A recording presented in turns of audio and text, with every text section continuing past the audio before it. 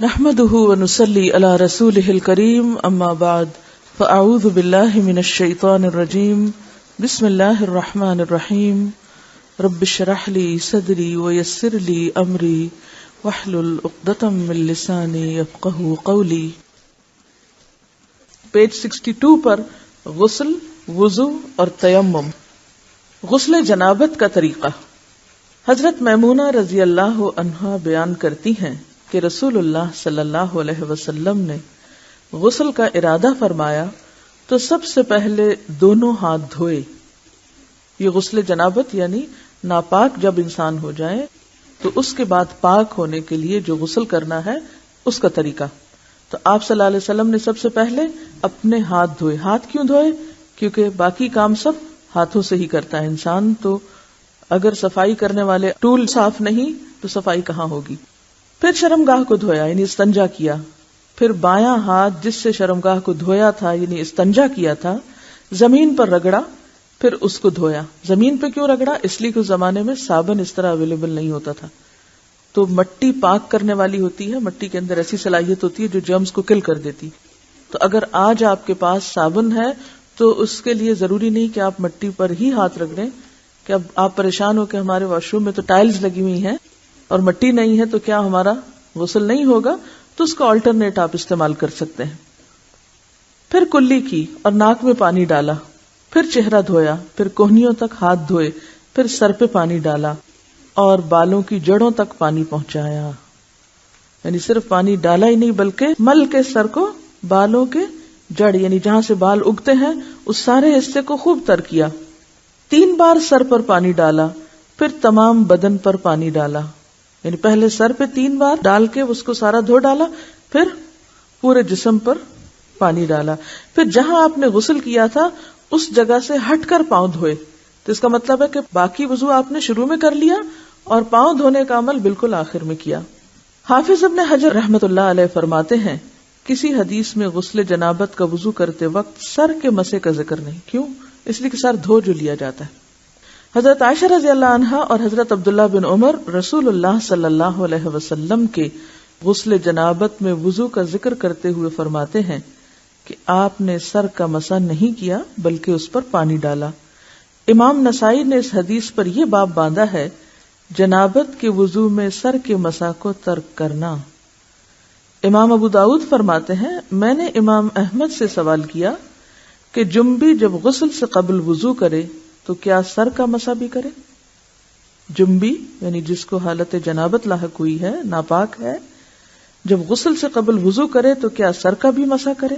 آپ نے فرمایا وہ مسح کس لیے کرے جبکہ وہ اپنے سر پر پانی ڈالے گا. حضرت عائشہ رضی اللہ تعالی عنہا نے کہا میں اور رسول اللہ صلی اللہ علیہ وسلم ایک برتن سے نہاتے اور دونوں اس سے چلو بھر بھر کر لیتے تھے. یعنی آج کے دور میں تو آپ کے پاس مگ ہیں اور بہت سی سہولتیں ہیں، تو اس دور میں چلو سے پانی لے کر اپنے اوپر ڈال لیتے تھے. اس سے کیا پتہ چلتا ہے کہ اللہ نے انسان کو عقل دی ہے، انسان تدبیر کرے.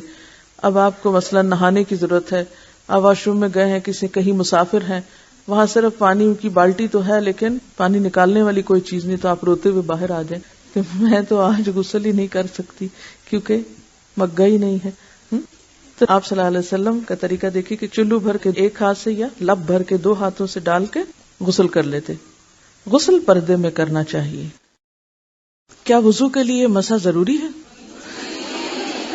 ضروری؟ کتنا ضروری ہے؟ کیا غسل میں وضو ضروری ہے؟ آپ نے فرمایا کہ وضو کے لیے مسح ضروری ہے بلکہ فرض ہے. پھر آپ سے میں نے پوچھا کہ کیا غسل کے لیے وضو ضروری ہے؟ تو جی ہاں، غسل ہوتا نہیں وضو کے بغیر. لیکن بات یہ ہے کہ پھر جب وضو نہیں ہوتا مسح کے بغیر اور غسل نہیں ہوتا وضو کے بغیر تو کیا غسل میں مسح ضروری ہے؟ تو پھر کیسے؟ آپ کا تو نتیجہ غلط نہیں نکلا. دیکھیے نا، آپ فرماتے ہیں کہ وضو کے لیے مسح فرض ہے، غسل کے لیے وضو فرض ہے، لیکن آخر میں کہتے ہیں غسل کے لیے مسح فرض نہیں. جی ہاں، کیونکہ آپ صلی اللہ علیہ وسلم نے ایسا نہیں کیا. سب سے پہلی بات تو یہ جو آپ سے طریقہ منقول ہے اس میں ایسا نہیں ہے. اور دوسری بات یہ ہے کہ انڈرسٹوڈ بات ہے کہ جب سر پہ پانی پڑ گیا تو پھر مسے کی کیا ضرورت ہے. تو اس سے پتہ چلتا ہے کہ ہمارا دین جو ہے وہ بہت لاجیکل ہے، اس میں بے وجہ تکلیف نہیں دی گئی. ایسا بھی نہیں ہے کہ آپ لوگوں کو روکنا شروع کر دے اور آپ فتویٰ دینا شروع کر دے کہ آپ غسل جنابت میں مسا نہ کرنا. اس طرح نہیں بات ہوتی. وہ تو ایک سیکوینس میں ایک چیز چلتی ہے تو وہ اٹس انڈرسٹوڈ. لیکن ایسے ایشوز کو الگ لے کے ان کو ہوا دینا اور لوگوں کے اوپر زندگی مشکل کرنا، ان کو بات سمجھ نہیں آتی، پھر وہ کہتے ہیں یہ ایک نیا دین بن گیا. تو اس طریقے سے پرہیز کرنا ہے آپ کو. بہت سے لوگوں کو غسل جنابت اور نہانے کا یعنی عام طور پہ جو ہم بات لیتے ہیں اس کا فرق ہی نہیں پتا. تو جو ڈیلی آپ شاور لیتے ہیں یا بات لیتے ہیں دیٹ از ڈفرنٹ. لیکن جب آپ پاک ہونے کے لیے نہاتے ہیں تو وہ مختلف ہے. روز آپ نہانا بھی اگر سنت کے مطابق کریں تو بہت اچھا ہے، وہ نہانا بھی ثواب بن گیا، وہ ساری ایفرٹ کسی کام لگ گئی کیونکہ آپ سنت کے مطابق ایک کام کریں. لیکن غسل جنابت تو ہوتا ہی نہیں جب تک کہ آپ کلی نہ کریں، ناک میں پانی نہ ڈالیں اور سارے بدن پہ پانی نہ بہائیں. ٹھیک ہے، آگے چلتے ہیں. غسل جنابت کا وضو کافی ہے. حضرت عائشہ رضی اللہ تعالی عنہا سے روایت ہے کہ رسول اللہ صلی اللہ علیہ وسلم غسل جنابت کے بعد وضو نہیں کرتے تھے. یعنی غسل جنابت میں جو وضو ہو جاتا ہے شروع میں جو آپ کرتے تھے، جس کے پاؤں بالکل آخر میں دھوتے تھے، اسی وضو سے نماز پڑھ لیتے تھے. بہت سے لوگوں کو یہ کنفیوژن ہے کہ جناب ہم اگر سر سے دوپٹہ اتار دیں تو کیا ہمارا وضو باقی رہے گا، ہے نا. یہ بہت ایک خلش سی دل میں لوگوں کی ہوتی. تو یہاں پر تو دوپٹہ کیا لباس بھی نہیں ہے، یعنی بے لباس وضو کیا گیا ہے اور وہی وضو کافی سمجھا گیا ہے. بعد میں دوبارہ وضو کی بھی ضرورت نہیں. دیگر غسل جنابت کے بعد ان احوال کا ذکر کیا جاتا ہے جن میں غسل کرنا واجب، مسنون یا مستحب ہے. جمعہ کے دن غسل.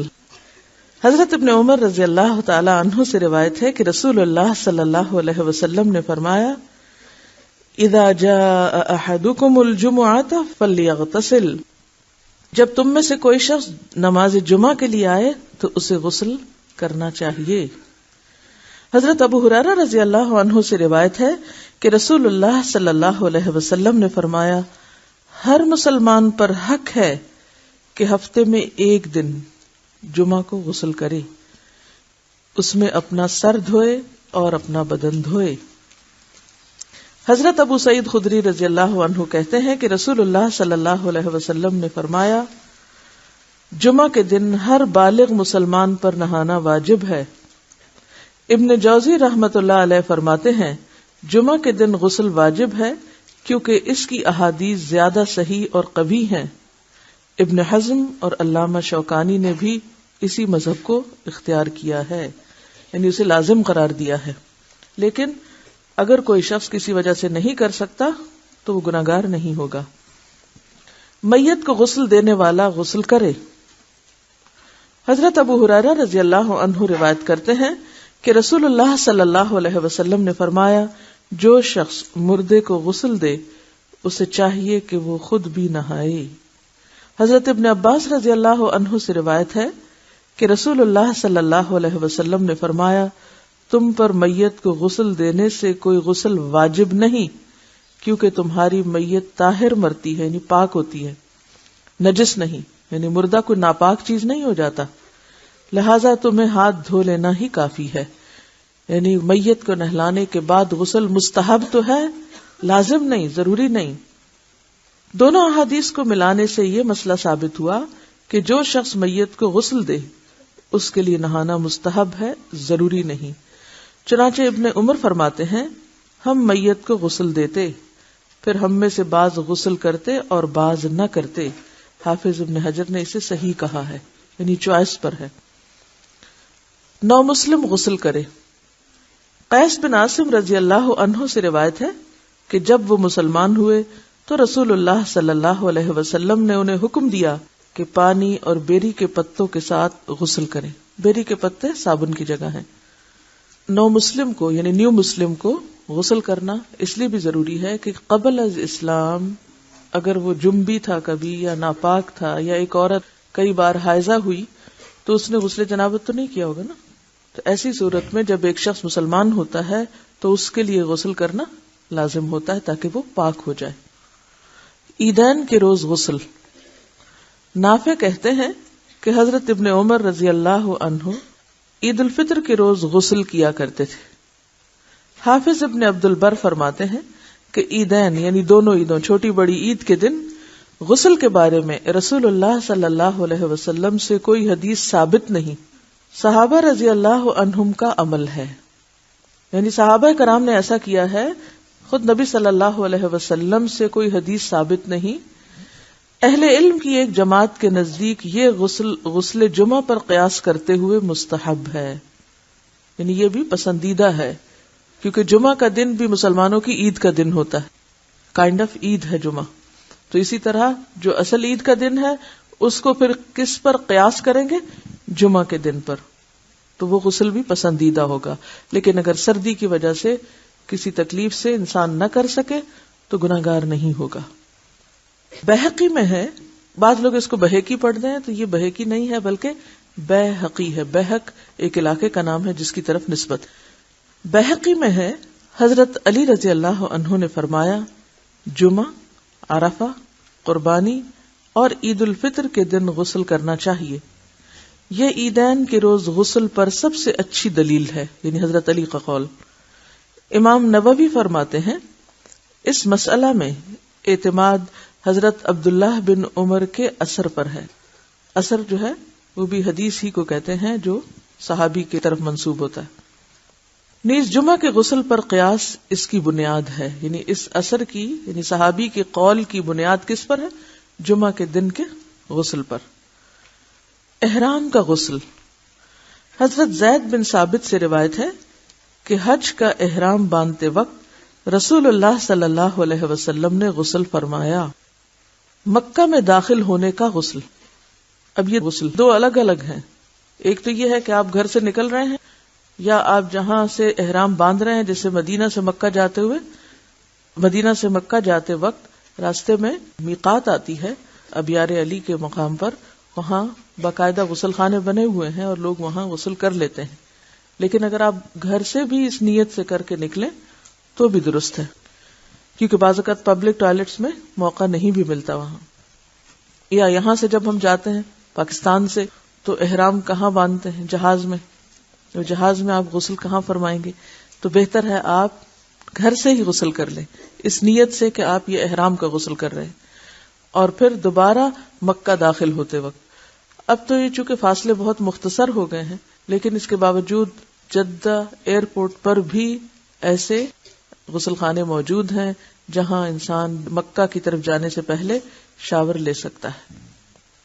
حضرت ابن عمر رضی اللہ عنہ فرماتے ہیں کہ رسول اللہ صلی اللہ علیہ وسلم مکہ میں داخل ہوتے وقت غسل کرتے تھے. اب یہ سارے غسل جو ہیں یہ مستحب ہیں، پسندیدہ عمل ہے. احرام پہنتے وقت اور مکہ میں داخل ہوتے وقت غسل ایسے ہی ہے جیسے نماز سے پہلے کوئی وضو کر کے نماز کی تیاری کر رہا ہو. وضو تو خیر فرائض میں سے ہے، لیکن یہ بھی چونکہ اللہ کے گھر جا رہا ہوتا ہے انسان، تو صاف ستھرا ہو کے جائے، تیار ہو کر جائے، باقاعدہ اس کے اندر ایک فیلنگ ہو کہ وہ اللہ کے گھر داخل ہو رہا ہے، ایک اللہ سے ملاقات کا ذریعہ ہے. تو اس میں جسمانی صحت اور صفائی اور ستھرائی جو ہے وہ روحانی صحت پر اثر انداز ہوتی ہے.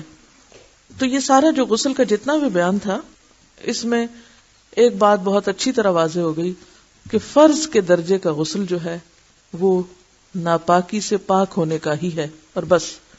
باقی جو غسل ہیں وہ مستحب میں ہے، مستحبات میں سے ہیں، جن میں سے سب سے اہم غسل جمعے کا غسل ہے، جس کو بعض علماء واجب کے درجے پر رکھتے ہیں.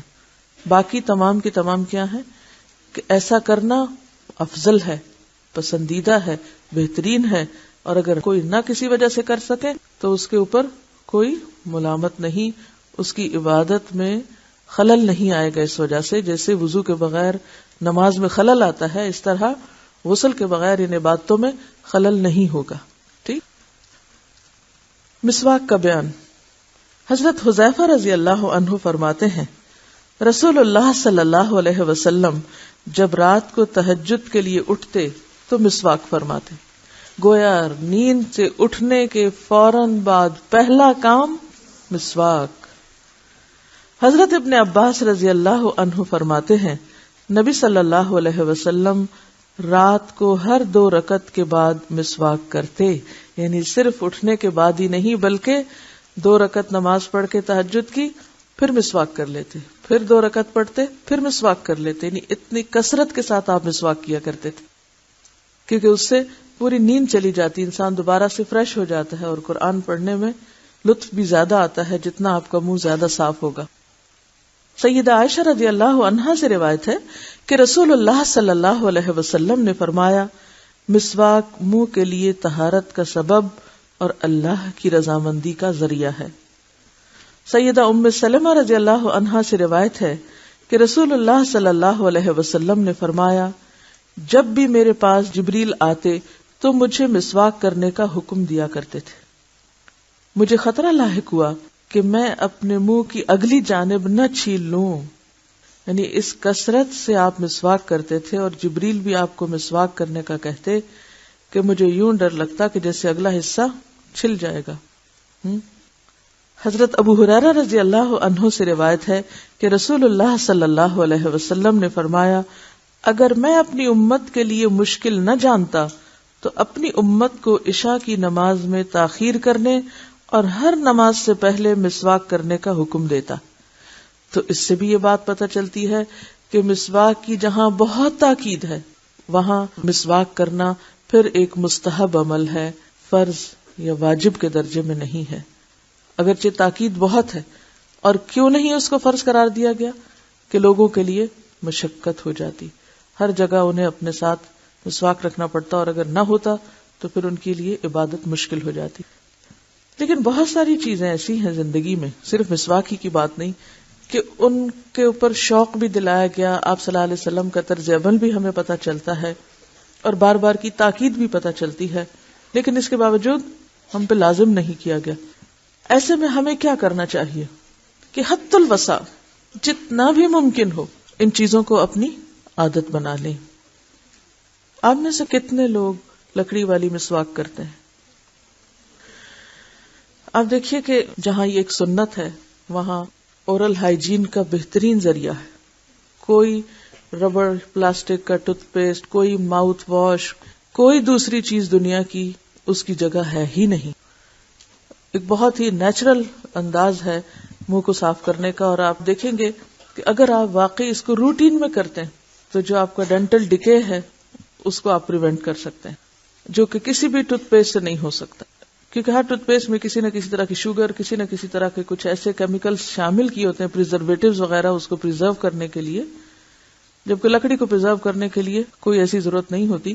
تو جو فائدے مسواک کے ہیں وہ کسی برش اور ٹوتھ برش اور ماؤتھ واش کے نہیں ہیں، یا ٹنگ کلینر کے نہیں ہیں، کیونکہ آپ دیکھیں کہ جو عام ٹوتھ برش ہوتا ہے وہ اس سے ٹنگ نہیں کلین کر سکتے، آپ کو پھر ٹنگ کلینر الگ لینا ہے، پھر منہ کی خوشبو کے لیے ایک الگ چیز استعمال کرنا ہے، تو اس میں وقت کا کتنا ضیاع ہے، مال کا کتنا ضیاع ہے۔ ایک لکڑی کی اسٹک پہ آپ کا کیا لگے گا؟ اس کا یہ مطلب نہیں کہ آپ ٹوتھ پیسٹ نہ کریں، وہ بھی آپ ایٹ ٹائمز کر لیں، لیکن اس کی عادت ضرور ڈال لیں، اور عادت ڈالنے میں صرف صحت کے فائدے کو سامنے رکھتے ہوئے نہیں بلکہ سنت کو سامنے رکھتے ہوئے، کیونکہ مسواک کے ساتھ جو نماز پڑھی جاتی ہے اس کا 70 گنا اجر بڑھ جاتا ہے بغیر اس کے جو مسواک کے بغیر پڑھی جاتی۔ اچھا، اب آپ دیکھیے کہ بات ہے عادت کی، بات ہے استعمال کے طریقے کی، کیونکہ میں نے بہت غور کیا کہ لوگ ایسا کیوں نہیں کر پاتے، تو اس کی ایک بڑی اہم وجہ یہ ہے کہ لوگوں کو استعمال کرنا نہیں آتا، یہ بہت بڑی رکاوٹ ہے، یا پھر یہ کہ اس کی اویلیبلٹی نہیں ہوتی۔ نمبر 2، دل بھی چاہتا ہے، نیت ہے، ارادہ ہے، لیکن ملتا نہیں، یا یہ نہیں پتا ہوتا کہ کون سا مسواک کیا فائدہ رکھتا ہے اور کون سا ہمیں سوٹ کرتا ہے جو ہم آسانی کے ساتھ کر سکتے ہیں۔ تو اس میں 2-3 کام ہمیں کرنے ہیں پریکٹیکلی۔ ایک تو یہ ہے کہ بالکل کوئی جھجک نہیں، کوئی شرم نہیں، کچھ نہیں، مسواک کرنے کا طریقہ سیکھنا ہے، کیونکہ بعض مسواک آسان ہوتے ہیں استعمال کرنے، جن میں زیتون کا یا نیم کا جو مسواک ہوتا ہے اٹس ویری ایزی، بہت جلدی اس کا آگے وہ برش بن جاتا ہے اور انسان بہت آسانی سے کرتا ہے۔ اسی طرح عام طور پہ جو پیلو کا مسواک ہے وہ بھی بہت فائدہ مند چیز ہے۔ نبی صلی اللہ علیہ وسلم حلق تک مسواک کیا کرتے تھے کہ ساری جو آپ کی علائشیں ہیں وہ آپ کی زبان یا ٹنگ کے پچھلے حصے پہ چلی جاتی ہیں، وہاں جم جاتی، تو جب آپ اس کو کلین کر دیتے ہیں تو آپ معدے کی بہت ساری امراض سے خود بخود نجات پا جاتے ہیں۔ اور حضرت عائشہ فرماتی ہے کہ آپ صلی اللہ علیہ وسلم جب مسواک کرتے تھے تو اع کی آواز آتی تھی، یعنی وہ اتنا آگے تک کرتے تھے کہ جیسے تھرو اپ کرنے لگے ہوں. اور آپ کو پتا ہے میں سب سے ہارڈسٹ مسواک یوز کرتی ہوں، اور وہ تمبر کی مسواک ہے. میں مری سے یا ابٹاباد سے خاص طور پر منگواتی ہوں. جو بھی کوئی وہاں سے آنے والا ہو تو میری ریکویسٹ ہوتی ہے. ابھی پچھلے دنوں میں کینیڈا گئی تھی، میں نے کینیڈا تک وہی مسواک مانگی کیونکہ مجھے اس کے علاوہ کسی اور میں لطف ہی نہیں آتا. وہ سب سے سخت مسواک ہے اور آخر تک وہ کڑوی رہتی ہے. بعض مسواک ہوتے ہیں نا شروع میں وہ نر ہوتے ہیں اور پھر اس کے بعد ختم ہو جاتے ہیں، لیکن جب سے میں نے وہ شروع کیا الحمدللہ دانتوں کو کوئی تکلیف نہیں ہوئی. کہ ہوتا ہے نا کہ کوئی درد یا کسی قسم کی کوئی کھچاؤ یا کچھ، الحمدللہ. حالانکہ اس سے پہلے کچھ نہ کچھ سلسلہ چلتا ہی رہتا تھا. سب سے پہلے نرم ترین مسواک اگر آپ شروع کریں گے تو آپ کے لیے بہت آسانی ہوگی اور آپ کو عادت پڑ جائے گی. ونس آپ یوز ٹو ہو جائیں گے تو پھر کسی بھی قسم کا مسواک آپ یوز کر سکیں گے. سب سے نرم اور سب سے آسان اور سب سے زیادہ جس کا آگے برش بن جاتا ہے زیتون کا مسواک ہے. اور اس میں یہ ہے کہ اگر آپ اس کو تھوڑا سا بھی بھگو دیں پیچھے سے، سامنے سے نہیں پیچھے سے، تو وہ چونکہ درخت کا حصہ ہے تو فوراً آگے تک اپنا اثر پہنچا دیتا ہے. اس کو اتنا زیادہ دیر نہیں آپ بھگوئیں کہ جس سے یہ بالکل ہی گل کے اتر جائے یا ٹوٹنے لگے، کیونکہ اگر آپ زیادہ بھگوئیں گے تو آپ کرنے لگیں گے اور یہ آپ کے ہاتھ میں ٹوٹنے لگ جائے گا مسواک. اور آپ یہ بھی کر سکتے ہیں کہ آپ اس کو تھوڑی دیر اگر اگلی سائڈ بھی 5 منٹ صرف بھگو دیں تو اس کے بعد آپ دانت سے چبانا شروع کریں. جب آپ چبانے لگیں گے تو اس سے آپ کے ویسے بھی دانتوں کی جو ہڈی ہے وہ مضبوط ہوگی. اور چباتے ہوئے آپ اگر یہ باہر کا چھلکا جو ہے اس کو تھوڑا سا دانت سے ہی چھیل دیں، چھری سے کسی اور چیز سے اس کو نہ چھیلیں کیونکہ یہ ویسے ہی بہت نرم ہے. اور اس کے بعد آپ اس کو دائیں بائیں کرنا شروع کریں اور تھوڑی دیر کے بعد جب یہ نرم ہو جائے تو پھر نرم حصہ جو بالکل بالوں کی طرح نرم ہو جاتا ہے پھر اس کو آپ زبان پر استعمال کرنا شروع کریں. انشاءاللہ ایک دفعہ سلسلہ شروع ہو گیا تو پھر آپ اس کو چھوڑ نہیں پائیں گے. یعنی جو آپ کو طہارت و نظافت کا احساس ہوگا مسواک کے بعد وہ کسی بھی اور چیز کے ساتھ ہوتا ہی نہیں. اس وقت جو مجھے آپ سے مطلوب ہے وہ یہ کہ اپنے اوپر اس سنت کو لازم کر لیں اور اس کورس میں جو تربیتی کورس ہے فوکسڈ رہیے کہ جو اس کورس کا مقصد ہے وہ پورا ہو. اس کورس کا مقصد یہ ہے کہ جن سنتوں سے ہم اب تک اعراض برتے ہوئے ہیں ان سنتوں کو اپنی عملی زندگی میں داخل کر لیں. کیونکہ یہ صرف علم کی کلاس نہیں ہے، اس میں کیا ہے جو ہم نہیں کر رہے وہ کرتے چلے جانا ہے، جو لکھا ہوا ہے سیدھا سیدھا. مسواک کی عادت ڈال لیں تو انشاءاللہ العزیز آپ واقعی دنیا کے اعتبار سے بھی فائدے دیکھیں گے. اور دوسرا یہ کہ آپ کی نماز میں خشوع اور پھر اطمینان قلب ہے وہ بھی انشاءاللہ نصیب ہوگا. اور سب سے بڑا فائدہ کہ سنت پر عمل کا اجر ملے گا. وضو کا بیان. نیند سے جاگ کر پہلے ہاتھ دھوئیں. صبح جب پہلے آپ واش روم میں پہنچے تو ہاتھ دھوئیں. حضرت ابو ہریرہ رضی اللہ عنہ سے روایت ہے کہ رسول اللہ صلی اللہ علیہ وسلم نے فرمایا وَإِذَا اسْتَيْقَظَ أَحَدُكُم مِّن نَّوْمِهِ فَلْيَغْسِلْ يَدَهُ قَبْلَ أَن يُدْخِلَهَا فِي وَضُوئِهِ فَإِنَّ أَحَدَكُمْ لَا يَدْرِي أَيْنَ بَاتَتْ يَدُهُ. جب تم نیند سے جاگو تو اپنا ہاتھ پانی کے برتن میں نہ ڈالو جب تک کہ اس کو 3 بار نہ دھو لو، کیونکہ تم نہیں جانتے کہ اس ہاتھ نے رات کہاں گزاری ہے.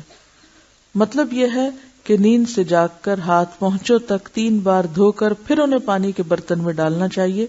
ہو سکتا ہے رات کو ہاتھ بدن کے کسی حصے کو لگ کر پلید ہو گئے ہوں. اب تو خیر ٹیپ کا طریقہ ہے، لیکن اس سے پہلے لوگوں کے پاس مگ بھی نہیں ہوتے تھے اور لوٹوں کا بھی اس طرح رواج نہیں تھا. تو عموماً کیا ہوتا تھا برتن کے اندر سے، جیسے اب بھی دیہات میں بعض اوقات برتن کے اندر سے ہاتھ ڈال کے لب سے پانی ڈال کے وضو کیا جاتا ہے. نیند سے جاگ کر 3 بار ناک جھاڑیں. اب یہ بھی سنت ہے. بعض لوگ کو دیکھا گیا وہ صرف پانی ڈال لیتے ہیں تو جھاڑتے نہیں ناک کو. سیدنا ابو ہریرہ رضی اللہ عنہ روایت کرتے ہیں کہ رسول اللہ صلی اللہ علیہ وسلم نے فرمایا جب تم نیند سے بیدار ہو پھر وضو کا ارادہ کرو تو پانی چڑھا کر 3 بار ناک جھاڑو، کیونکہ شیطان ناک کے بانسے میں رات گزارتا ہے. سونے والے کے ناک کے بانسے میں شیطان کی رات گزارنے کی اصلیت اور حقیقت اللہ ہی بہتر جانتا ہے. ہمارا فرض ایمان لانا ہے کہ واقعی شیطان رات گزارتا ہے. اور اگر دیکھا جائے تو ساری غلاظتیں جو ہیں ہوا کی یا پولوشن کی وہ سانس لیتے وقت ناک میں ہی جمع ہوتی. تو اگر آپ ناک جھاڑیں گے تو وہ سب کچھ صاف ہو جائے گا. اور اس کا بھی طریقہ کیا ہے کہ اگر آپ ایک جیسے دایاں پہلے جھاڑ رہے ہیں تو بائیں کے اوپر آپ انگوٹھا اگر رکھ لیں تو پورے کا پورا جو ہے وہ پہلے ایک طرف سے اور پھر دوسری طرف سے اور پھر دونوں طرف سے برابر. تو اس سے آپ دیکھیں گے کہ کان اور ناک اور یہ پورے سائنسز ہر چیز کھل جائے گی آپ کی, یعنی پیچھے تک آپ کا دماغ جو ہے وہ ایکٹیو ہو جائے گا. کیونکہ جب ہم دونوں طرف سے اکٹھا ہی جھاڑ لیتے ہیں نا تو اس سے کیا ہوتا ہے کہ وہ پوری شدت کے ساتھ نہیں صفائی ہوتی. مسنون وضو کی مکمل ترتیب. وضو کے شروع میں بسم اللہ ضرور پڑھنی چاہیے, کیونکہ رسول اللہ صلی اللہ علیہ وسلم نے صحابہ کرام سے فرمایا بسم اللہ کہتے ہوئے وضو کرو. واضح رہے کہ وضو کی ابتدا کے وقت صرف بسم اللہ کہنا چاہیے. الرحمن الرحیم کے الفاظ کا اضافہ سنت سے ثابت نہیں. نبی صلی اللہ علیہ وسلم نے فرمایا جو شخص وضو کے شروع میں اللہ کا نام نہیں لیتا اس کا وضو نہیں. رسول اللہ صلی اللہ علیہ وسلم جوتی پہننے, کنگھی کرنے, طہارت کرنے اور غرض تمام کاموں میں دائیں طرف سے شروع کرنا پسند فرماتے. یہ عادت بھی ہمیں ڈالنی ہے. کیا؟ ہر کام دائیں جانب سے. پھر دونوں ہاتھ پہنچوں تک 3 بار دھوئیں. ہاتھوں کو دھوتے وقت ہاتھوں کی انگلیوں کے درمیان خلال کریں, یعنی صرف اوپر سے نہیں دھوئیں بلکہ اندر کے حصوں کو بھی گیلا کریں, انگلیوں میں انگلی ڈال کے. پھر ایک چلو لے کر آدھے سے کلی کریں اور آدھا ناک میں ڈالیں اور ناک کو بائیں ہاتھ سے جھاڑیں. یہ عمل 3 دفعہ کریں. پھر 3 بار منہ دھوئیں یعنی چہرہ. پھر ایک چلو لے کر اسے ٹھوڑی کے نیچے داخل کر کے داڑھی کا خلال کریں. پھر دایاں ہاتھ کوہنی تک 3 بار دھوئیں. پھر بایاں ہاتھ کوہنی تک 3 بار دھوئیں. ایلبو کو کہتے ہیں کونی, اور یہ جو ہڈی ہے یہ شامل ہونی چاہیے اس میں. پھر سر کا مسح کریں. دونوں ہاتھ سر کے اگلے حصے سے شروع کر کے گدی تک پیچھے لے جائیں, یعنی جہاں تک بالوں کی جڑیں ہیں. پھر پیچھے سے آگے اسی جگہ لے آئیں جہاں سے مسح شروع کیا تھا. یعنی جیسے خواتین کے بال لمبے ہوتے ہیں یا ان کے الجھنے کا ڈر ہوتا ہے تو آپ اس کو اس طرح کر کے بھی آہستہ آہستہ لا سکتے ہیں. ضروری نہیں کہ پورے بال پیچھے سے آگے الٹائیں. آپ نے سر کا 1 دفعہ مسح کیا. سر کا مسح 3 بار نہیں 1 بار, لیکن پورے سر کا مسح. پھر کانوں کا مسح اس طرح کریں کہ شہادت کی انگلیاں دونوں کانوں کے سوراخوں سے گزر کر کانوں کی پشت پر انگوٹھوں کے ساتھ مسح کریں. کانوں کا مسح اس طرح کریں کہ شہادت کی انگلیاں دونوں کانوں کے سوراخوں سے گزار کر کانوں کی پشت پر انگوٹھوں کے ساتھ مسح کریں. انگوٹھے پیچھے اور شہادت کی انگلی سوراخوں کے اندر. پھر دایاں پاؤں ٹخنوں تک 3 بار دھوئیں اور بایاں پاؤں بھی ٹخنوں تک 3 بار دھوئیں. یعنی اگر آپ ٹیپ کے آگے بھی دھو رہے ہیں تو اس کو 3 دفعہ پاؤں کو ہلا لیں, اور اگر آپ پانی ہاتھ سے ڈال کے کر رہے ہیں تو 3 چلو ڈال لیں. جب وضو کریں تو ہاتھ اور پاؤں کی انگلیوں کا خلال کریں, یعنی پاؤں کی انگلیوں کے اندر بھی انگلی ڈالیں, چھوٹی انگلی. مستورد بن شداد رضی اللہ عنہ روایت کرتے ہیں کہ میں نے رسول اللہ صلی اللہ علیہ وسلم کو وضو کرتے ہوئے دیکھا کہ آپ اپنے پاؤں کی انگلیوں کا خلال ہاتھ کی چھنگلی یعنی چھوٹی انگلی سے کر رہے تھے. حضرت عبداللہ بن عمر نے فرمایا کہ اگر زخم پر پٹی بندھی ہوئی ہو تو وضو کرتے وقت پٹی پر مسح کر لے اور ارد گرد کو دھو لے. یعنی مثلا بازو پر اگر پٹی بندھی ہوئی ہے تو جتنا حصہ پٹی کا ہے اس کو تو مسح کر لیں اور باقی حصے کو دھو لیں. اگر ٹیپ کے نیچے لے جانا ممکن نہ ہو تو ہاتھ سے پانی ڈال کے اس کو دھو لیا جائے. پٹی نہ بھی بندھی ہو تو بھی مسح کر لیں. ٹھیک ہے نا. اس میں آپ دیکھیے جو فرق آپ کو لگا ہوگا کہ ایک ہی چلو سے آدھے میں کلی اور آدھا ناک میں پانی ڈالنا, اتنا پانی کو بچایا گیا ہے. کلی اور ناک میں پانی ڈالنے کے لیے الگ الگ پانی لینے کا ذکر جس حدیث میں ہے اسے امام ابو داؤد, امام نووی اور حافظ ابن حجر نے ضعیف کہا ہے. امام نووی اور امام ابن قیم رحمۃ اللہ علیہ فرماتے ہیں کہ رسول اللہ صلی اللہ علیہ وسلم کے وضو کا طریقہ چلو سے آدھا پانی منہ میں اور آدھا ناک میں ڈالنا ہے, یعنی یہ افضل طریقہ ہے. اور دوسری روایت جو ہے وہ ضعیف ہے.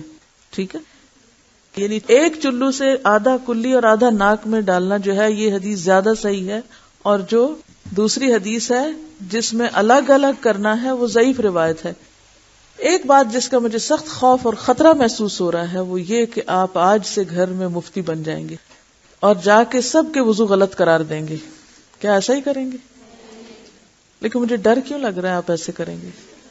ہاں دیکھیے، آپ فقہ اسلامی پڑھ رہے ہیں، یہ جان رہے ہیں کہ فقہ کی اصل بنیاد قرآن اور سنت میں صحیح حدیث ہے، اور پریفرنس ہماری صحیح احادیث پر ہے، اور پھر سارے ذخیرے کو کھنگال کر جو چیزیں صحیح کے درجے پہ پوری اتر رہی ہیں ان کو اختیار کرنا ہے.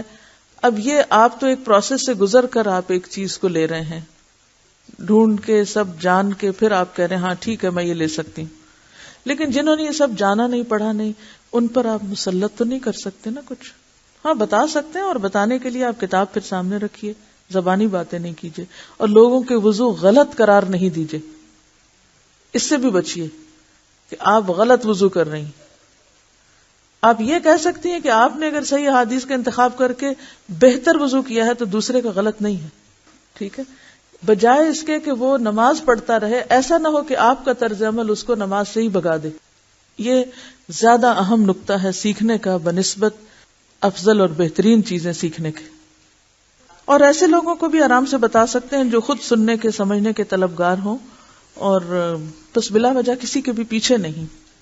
اب دیکھیے کہ میں نے یہ کتاب آپ کے سامنے کیوں رکھی، تاکہ دلائل آپ کے سامنے ہوں، اور اگر آپ کو میں دلائل کے بغیر خود اپنے حکم کے طور پہ سناتی تو شاید آپ کے لیے بھی قبول کرنا آسان نہ ہوتا.